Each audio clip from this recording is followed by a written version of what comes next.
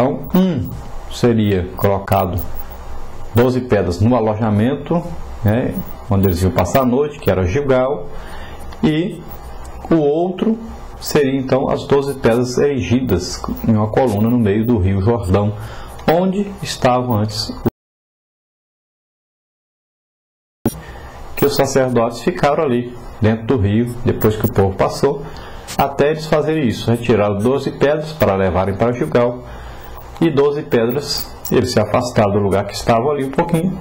Os homens vieram, os 12, colocaram as pedras ali, e eles então saíram do rio. Aí o rio voltou ao normal. Número 5 aí, nós sabemos que deveriam então ser levadas para Gilgal 12 pedras e se fazer uma coluna com elas. No segundo memorial, Josué levantou também 12 pedras no meio do Jordão. Exatamente então no lugar do assento dos pés dos sacerdotes, que levava a arca do concerto, aí que foi então erigida essa coluna. Para que serviriam então esses monumentos? Então serviriam de sinal do poder de Deus entre eles. Toda vez que os israelitas os contemplassem, lembrassem da extraordinária obra operada pelo Senhor, aqueles monumentos tinham o propósito de lembrar às gerações futuras os feitos milagrosos do Senhor no Jordão. E sempre que aquele povo contemplasse aqueles memoriais de pedra, se lembraria então dos poderosos atos do Senhor, libertando-os do Egito e fazendo-os passar a pés enxutos, tanto pelo Mar Vermelho como pelo Rio Jordão. Então veja quanta coisa servia então esses memoriais, né? Sempre eles se lembrariam então da libertação de Deus, dos milagres de Deus. Sempre quando eles olhassem para aquele ali, eles lembrariam que Deus prometeu também que eles entrariam na terra e que Deus fez milagres para eles entrar naquela terra. Nós temos vários assim memoriais na Bíblia. Por exemplo, o arco-íris é um memorial. Noé, quando olhasse para o arco, lembraria das promessas de Deus, que Deus não destruiria mais a terra por água. Nós temos, por exemplo, Abraão, quando fez o pacto com Deus, plantou a tamareira. Nós temos um memorial cristão, que é a cruz. Sempre que nós olhamos para a cruz, nós lembramos de Cristo. É um memorial. Em qualquer lugar do mundo, quando você vê uma cruz, você se lembra de Jesus, do sacrifício que Jesus fez por nós, morrendo por nós.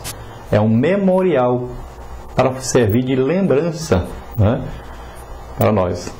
No Brasil, nós não usamos nas igrejas evangélicas uma cruz na porta ou lá no altar, né, por causa da idolatria que existe, né? A pessoa às vezes anda com um pedacinho de cruz pendurado no pescoço e acha aquilo um amuleto que vai livrá-lo das coisas, aquele objeto, e não o que aconteceu na cruz, aquele que está por detrás desse objeto, né?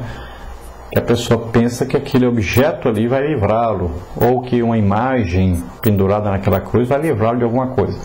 Deixa de confiar em Deus para confiar num objeto feito pelo homem, né? Então a sua fé está naquele objeto e não no Deus que tem todo o significado, né? Esse é apenas um amuleto, uma crendice.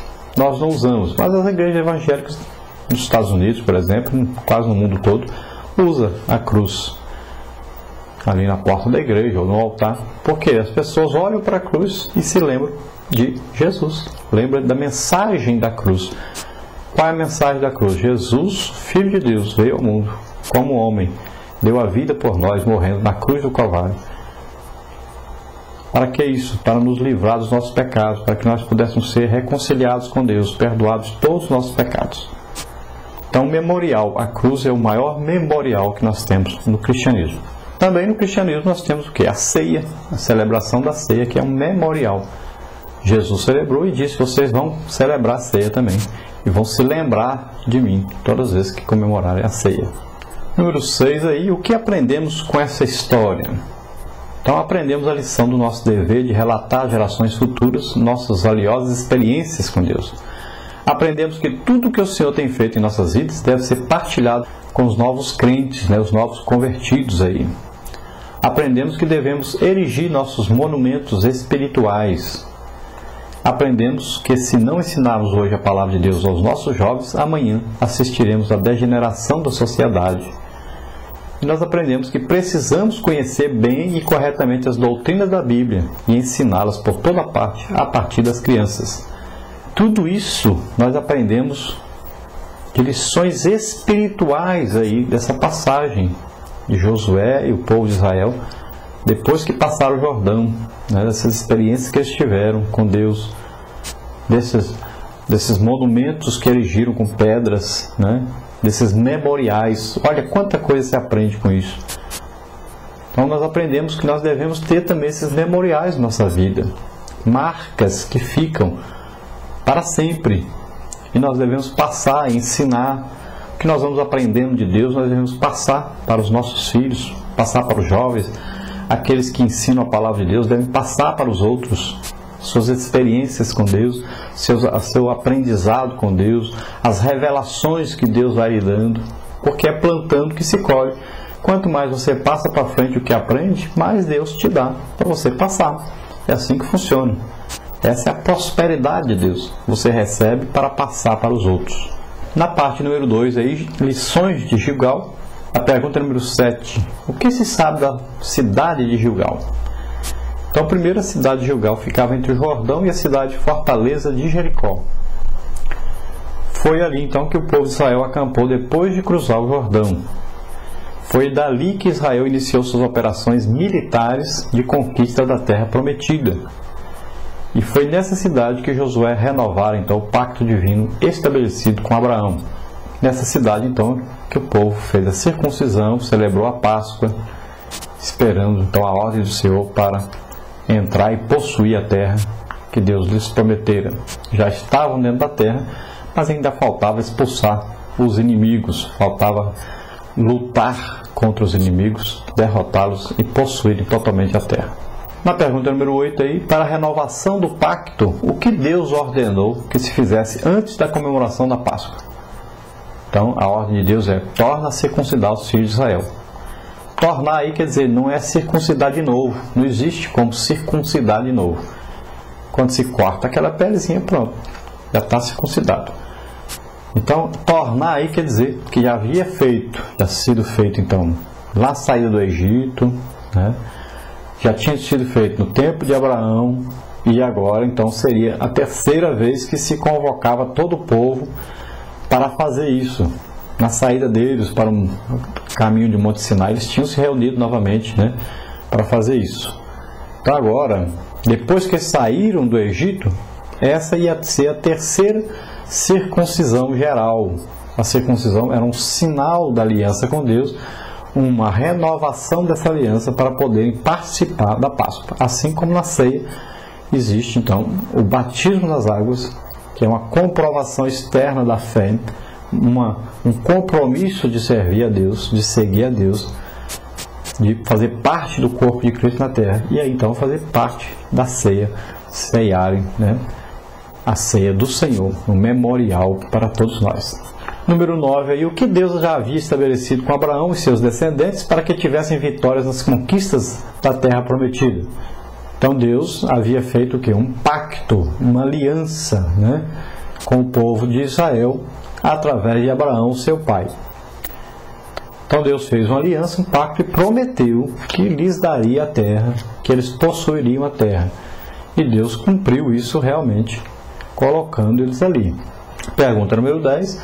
O que era a circuncisão? Então, era uma cirurgia rude que se fazia com todo homem israelita. Então, a ordem era para se fazer ao 8º dia de nascido, né? O 8º dia que há a cicatrização. Então era feita essa circuncisão aí. E até hoje a circuncisão é feita por muitos povos. Os judeus fazem, os árabes fazem, muitos, né, africanos, muitas pessoas fazem. É uma coisa higiênica, né, uma coisa que vai trazer benefício, sempre traz um benefício para aquele que faz essa operação. Muitos não têm que fazer a operação de fimose e não precisam fazer nada, mas muitos precisam e não fazem, acabam tendo doenças, né, sexualmente transmissíveis, acabam tendo algum problema de saúde devido a essa falta dessa operação. Então a pessoa procura um médico nenhum crente precisa fazer circuncisão. A circuncisão aí, essa religiosa, o crente não é obrigado a fazer isso, e o Novo Testamento ensina que ninguém precisa se submeter a isso para fazer parte do povo de Deus. Nós estamos falando aqui de uma operação de higiene pessoal de cada um, para evitar doenças, né, que podem ser transmitidas para a esposa, que podem causar algum mal.